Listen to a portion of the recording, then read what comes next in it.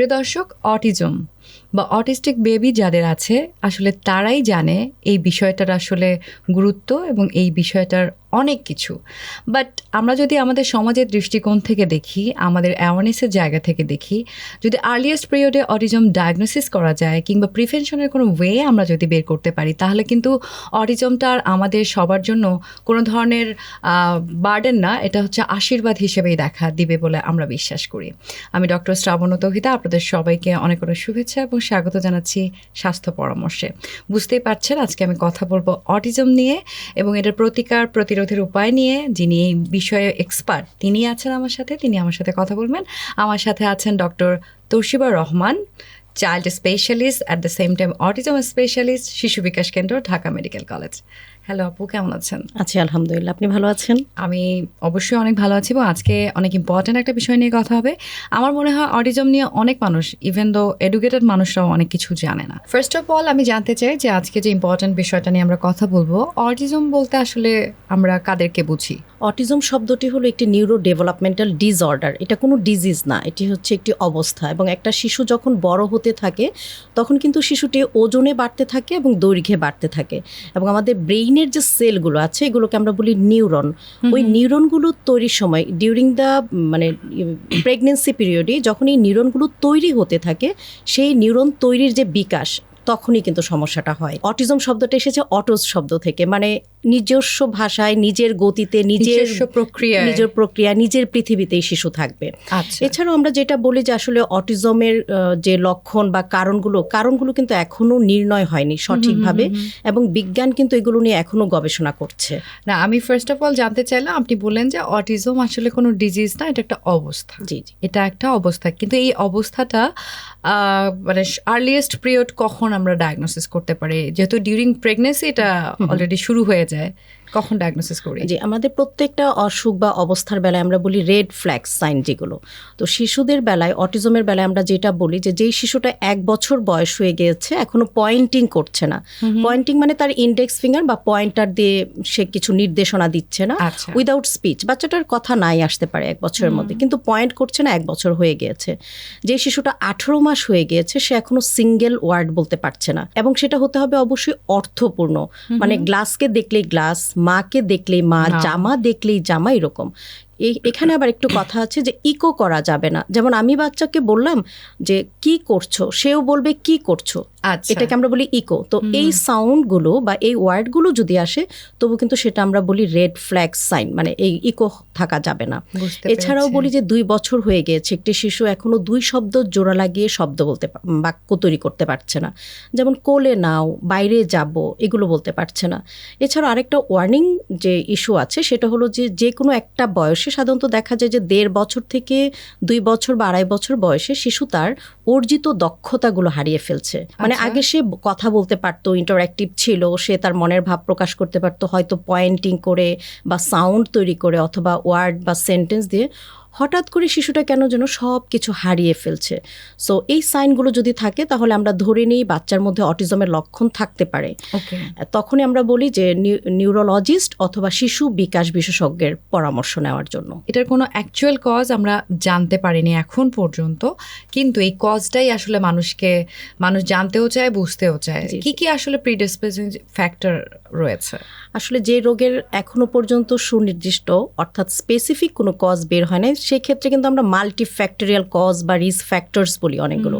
সেখানে অনেকগুলো risk factor থাকে। যেমন এন্টিন্যাটাল, মা যখন গর্ভবতী থাকেন সেই সময় মায়ের স্বাস্থ্য কেমন ছিল, মেন্টাল হেলথ, মার ফিজিক্যাল হেলথ, কোনো ক্রনিক ডিজিজ ছিল কিনা, সেটা কিন্তু একটা factor. During the delivery period, ওই ডেলিভারি পিরিয়ডের সময় বাচ্চাটার ওজনটা কত ছিল, বাচ্চার 38 বা 40 উইক্সের আগে জন্ম নিয়েছে কিনা, মানে কম, মানে আমরা বলি না কম সপ্তাহের প্রিটার্ম বেবি, তারপর কম ওজনের বাচ্চা যেটা লো বার্থ ওয়েট বলে, সেগুলো কিন্তু একটা ফ্যাক্টর। এবং জাস্ট আফটার বার্থ বাচ্চা যদি দেরিতে কান্না করে, মানে যেটা আমরা পেরিনেটাল অ্যাসফিক্সিয়া বলি, আমরা বলি সাধারণত পিডিয়াট্রিশিয়ানরা জন্মের পরপরই শিশু 1 মিনিটের মধ্যে কাঁদবে, তা নাহলে 5 মিনিটের মধ্যে অবশ্যই তার ফার্স্ট ক্রাইটা আসতে হবে।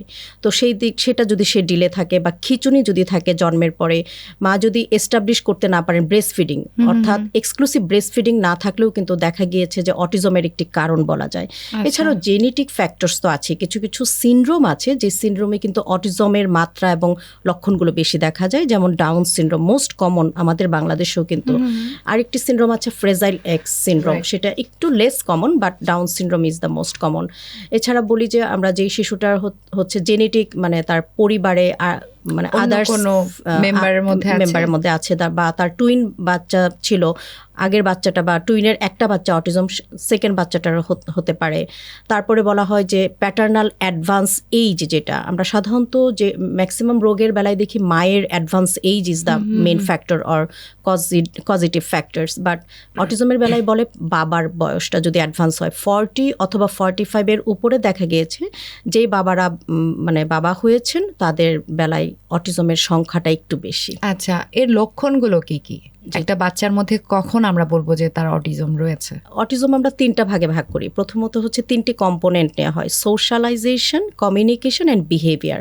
সোশ্যালাইজেশন মানে কি, আমি যে কাউকে দেখলে, পরিচিত কাউকে দেখলে একটা হাসি দিব দূর থেকেই, অপরিচিত কাউকে দেখলে হয়তো বা আমার ফেশিয়াল এক্সপ্রেশনটা এমন হবে যে আমি তোমাকে চিনতে পারছি না, এই যে এক্সপ্রেশনগুলো শিশুর থাকবে না।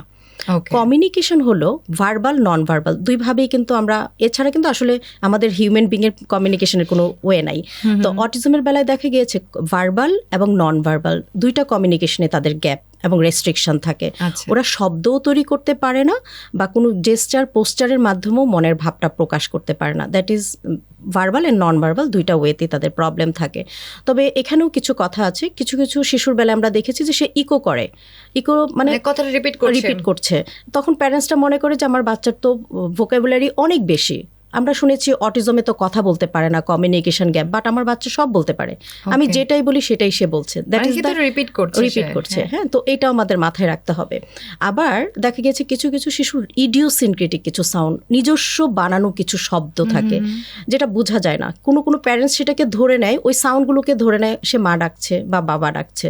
যেমন কোনো একটা জিনিস দেখে তার হয়তো মনে হলো এই কমন এই সাউন্ডটা কিন্তু আমি ম্যাক্সিমাম শিশুদের বেলায় দেখি, এবং প্যারেন্টসকে আমি বলি যে আপনার বাচ্চাকে এমন কোনো শব্দ বা কথা বলে যেটা আপনি মনে করেন যে আরাবিয়ান ভাষা বা কোরিয়ান ভাষায় ল্যাঙ্গুয়েজে কথা বলছে, বলে কি হ্যাঁ মনে হয় টেলিভিশন দেখে শিখেছে। আসলে কিন্তু এগুলো ইডিওসিনক্রেটিক সাউন্ড বলে, যেটার কোনো মিনিং নাই কিন্তু তার নিজস্ব। আরও দেখা যায় যে আরও লক্ষণগুলোর মধ্যে আমি দেখেছি এরকম যে সে তার নিজস্ব একটা দুনিয়ায় থাকে এবং তাকে ডাকলে সে রেসপন্স করে না, এবং তার একটা আলাদা গণ্ডি আছে, সে একা একা কথা বলছে।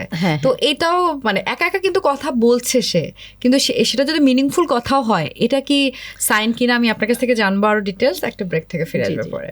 ভিউয়ার্স, খুবই ইম্পর্টেন্ট একটা বিষয় নিয়ে আমরা কথা বলছি, অটিজমের আসলে লক্ষণগুলো কি কি হতে পারে। আরো অনেক বিষয় নিয়েই কথা বলবো অটিজম নিয়ে, আমাদের সাথে থাকবে। নিচ্ছি ছোট্ট বিরতি স্বাস্থ্য পরামর্শে।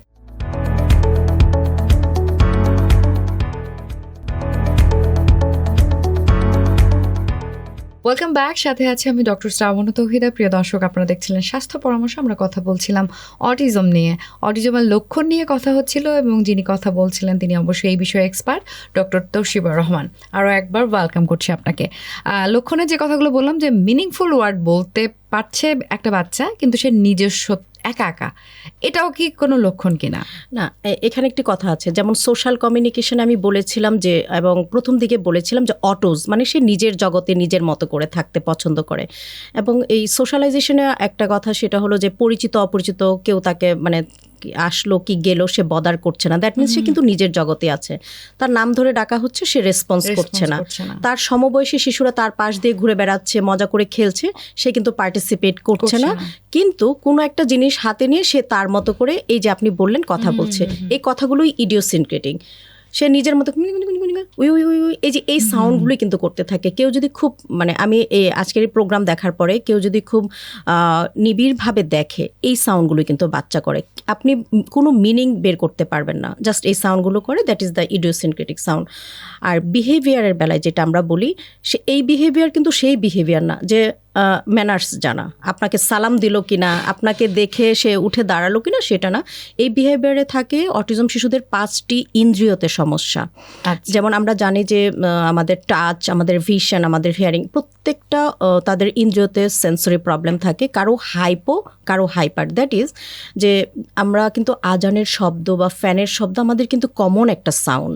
কোনো শিশুকে বা কোনো নর্মাল পিপলকে কিন্তু সেটা বদার করবে না। যেই শিশুটা এই ইন্দ্রিয়তে মানে অডিটরি প্রসেসিংয়ে তার হাইপার সেন্সিটিভিটি আছে, তার এই নর্মাল সাউন্ডটা তার ব্রেইনে অনেক জোরে গিয়ে হাই ফ্রিকোয়েন্সিতে ঢুকে। তখন হয় কি, প্যারেন্টসরা বুঝতে পারে না যে আমার বাচ্চা তো এতক্ষণ ভালো ছিল, হুট করে কেন সে এরকম করছে। মানে তার ম্যাল অ্যাডাপটিভ বিহেভিয়ারগুলো তখন তৈরি হয়। অযথা রেগে যাচ্ছে, কাউকে হয়তো সে অ্যাটাক করছে বা নিজে হয়তো চিৎকার চেঁচামেচি করে এই জায়গাটা থেকে সে সরে যাবে। সে তো বলতে পারছে না যে এই সাউন্ডটা আমার কানে অনেক জোরে যাচ্ছে, আমাকে কেউ একটু হেডফোন লাগিয়ে দাও বা এই সাউন্ডটাকে কমিয়ে দাও। এবং হাউস হোল্ডের যে সাউন্ডগুলো আছে, যেমন ব্লেন্ডার মেশিন, তারপর ভ্যাকুয়াম ক্লিনার, আরেকটা যেটা আমরা বলি যে প্রেশার কুকার, এই সাউন্ডগুলো হলেই বা যখনই সে বুঝে যে কেউ প্রেশার কুকার মানে রেডি করছে, সে জানে এখন এই সাউন্ডটা আসবে নেক্সট স্টেপ, তখন থেকে বাচ্চা উইদাউট এনি রিজন চিৎকার চেঁচামেচি করতে থাকে। তো এই যে প্যারেন্টসটা কিন্তু প্রিডিক্ট করতে পারে না তার শিশুর আচরণগুলো। আর যেই শিশুটা স্মেলে হাইপো অথবা হাইপার, কেউ হয়তো পারফিউম মানে কোনো ডক্টরের চেম্বারে সে গেল, ডক্টরের রুমে হয়তো কোনো একটা সাউন্ড ছিল বা ডক্টরের বডিতেই হয়তো কোনো একটা পারফিউম ছিল। তো এই যে স্মেলটা তার ব্রেইনে হাইপো অথবা হাইপার, যে হাইপার সেন্সিটিভ সেই সাউন্ডটা নিতে পারবে না, এই স্মেলটা নিতে পারবে না, সেই ওই চেম্বারে থাকবে না। সে রুমে ঢুকেই সে বের হয়ে যাওয়ার জন্য বারবার সে তার যা করা সে তাই করবে। কাউকে কামড় দিচ্ছে কিনা, কাকে ধরছে তার কিন্তু সেই খেয়ালটা থাকবে না। ঠিক সেরকম টাচের বেলাও কিন্তু সেরকম।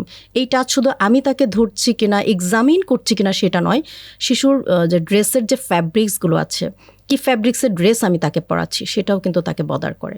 অটিজমেরও তো অনেকগুলো ভ্যারাইটিস আছে, সেই ভ্যারাইটিসগুলোর একটু ছোট করেই জানতে চাইবো। আমরা অটিজম আগে বাচ্চাকে পারফরমেন্স টেস্ট করে তার হিস্ট্রি নেওয়ার পরে তাকে আমরা একটা লেভেলিং করি, মাইল্ড, মডারেট অর সিভিয়ার। যে শিশুটা মাইল্ড সমস্যা, তখন তাকে দেখতে হয় তার ওই যে 5টি ইন্দ্রিয় সোশ্যাল এবং কমিউনিকেশনের কোন জায়গাটায় আছে, কোন জায়গাটার কাজ আমি আগে শুরু করব। কারণ এগুলো কিন্তু খুব টাফ। যখন আপনি ইন্টারভেনশনে যাবেন, মানে খুবই টাফ যে আপনাকে সে অ্যাকসেপ্ট করছে কিনা, আপনার টাচটা সে নিচ্ছে কিনা, আপনার যে ড্রেসের ফ্যাব্রিক্সটা সে নিচ্ছে কিনা, যেই রুমে বসে আপনি তার সাথে কাজ করবেন সেই রুমের লাইট, ওই যে ভিজুয়াল একটা প্রবলেম, সেগুলো নিচ্ছে কিনা, সব কিছু ডিজাইন করে কিন্তু আপনাকে বাচ্চাকে ইন্টারভেনশন শুরু করতে হবে। সো মাইল্ড, মডারেট, সিভিয়ারের বেলায় আমরা যেটা দেখেছি, মাইল্ড বাচ্চাদেরকে কিন্তু আমরা ইনক্লুসিভ স্কুলে দিতে পারি, তার ডায়েট মডিফিকেশন করে, তার ডেইলি রুটিনটাকে একটু চেঞ্জ করে কিন্তু আমরা তাকে নর্মাল লাইফে আনতে পারি। বাট মডারেট টু সিভিয়ার তাদেরকে নিয়ে আমাদের অনেক কষ্ট করতে হয়। আর অটিজমের বেলায় কিন্তু অ্যাসোসিয়েটেড অনেকগুলো কন্ডিশন থাকে, যেমন কোনো সিনড্রোম আছে কিনা, বাচ্চার এপিলেপসি আছে কিনা, যেই এপিলেপসিটা হয়তো আমি দেখতে পাচ্ছি না, কনসিল কোনো সিজার তার ব্রেইনে হচ্ছে কিনা, সেগুলো কিন্তু রুল আউট করতে হবে। আচ্ছা, সো এটার diagnosis almost clinical, there is no investigation. সেক্ষেত্রে আসলে এটা ডায়াগনোসিসের জন্য পারফেক্ট কে, মানে কোন ডক্টর হচ্ছে এটাকে ডিল করবে? ফরেন কান্ট্রিতে বলা হয় যে কোনো একটা শিশু পিডিয়াট্রিশিয়ানের কাছে যাক বা যে কোনো চেম্বারে যাক, বাচ্চার বয়স যদি 18 মাস থেকে 36 মাস হয়, তাহলে অবশ্যই চ্যাট বলে একটা কোয়েশ্চেনিয়ার আছে। সেই কোয়েশ্চেনটা হ্যাঁ অথবা না প্যারেন্টসকে কোয়েশ্চেন করে ফিল আপ করে তখন র্যাঙ্কিংটা করা হয়।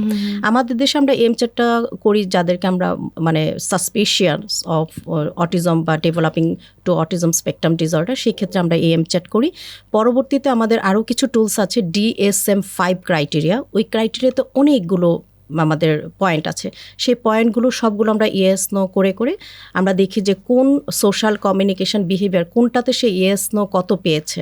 সেগুলো করার পর একটা স্কোরিং আসে। স্কোরিংটা যদি আসে যে না বর্ডার লাইন, আবার আসে যে না লো রিস্ক, অটিজমের তার কোনো রিস্ক নাই, আবার আছে যে রিস্ক অথবা হাই রিস্ক, এরকম করে কিন্তু আমরা তখন তাদের ইন্টারভেনশন করি। এবং ডাক্তারদের পাশাপাশি আমাদের কিন্তু টিম ওয়ার্ক করতে হয়। পেডিয়াট্রিশিয়ানরাই কি এটাকে ডিল করবে? আমাদের নাকি দেশে চাইল্ড আসলে সাইকোলজিস্ট?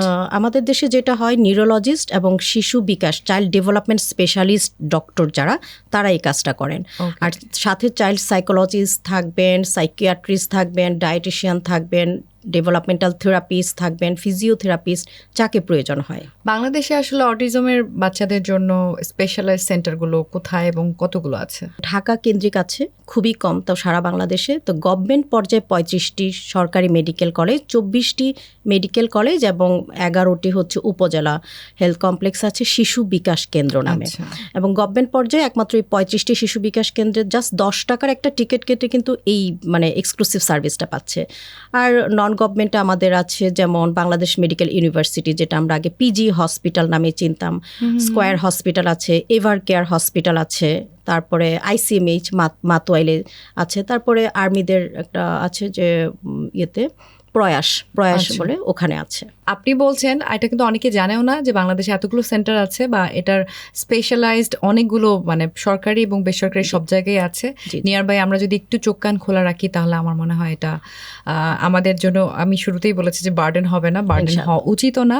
আরও বিষয়ে কথা বলবো এই বিষয়ে, আসলে এডিএইচডি এবং অটিজমের মধ্যে পার্থক্য কী, বা অটিজমের বাচ্চাদেরকে আসলে কখনোই কি পুরোপুরি নর্মাল লাইফে ব্যাক করানো সম্ভব কিনা বা নর্মাল হিসেবে তাদেরকে মানে লিড করা সম্ভব কিনা, এই প্রশ্নগুলো দর্শকদের থাকে। আমি সেই বিষয়ে ফিরবো একটা ব্রেকের পরে। ভিউয়ার্স, নিচ্ছি ছোট্ট বিরতি স্বাস্থ্য পরামর্শে।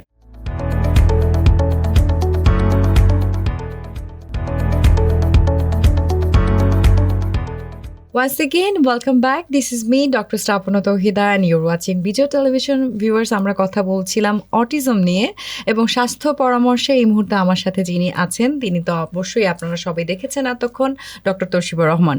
আমরা কথা বলছিলাম বেসিক্যালি মানে অটিজমের সব কিছু নিয়ে, কিন্তু অটিজমের একটা বাচ্চা একদম নর্মালি মানে লাইফ লিড করতে পারে যদি সেটা মাইল্ড হয়। মাইল্ড হয় মানে এটা কিউরেবল তো কোনো কিছু না, আমি এতটুকু জানি। জি, কিউরেবল না, ম্যানেজেবল।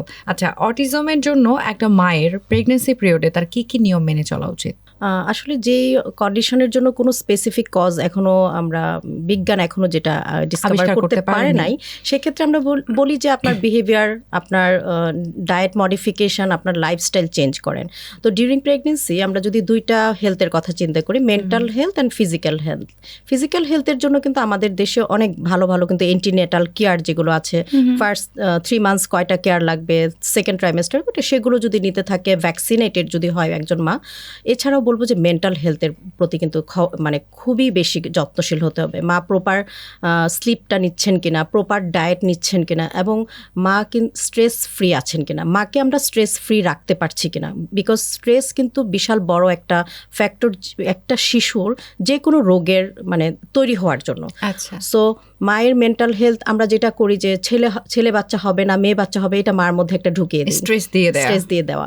তারপরে যেটা বলি যে বেশি বেশি করে ইয়ে করতে হবে, কাজ করতে হবে, তাহলে নর্মাল ডেলিভারি হবে, সিজার লাগবে না। এটা কিন্তু আমাদের দেশে আছে। আচ্ছা, উল্টোটাও আছে। হ্যাঁ।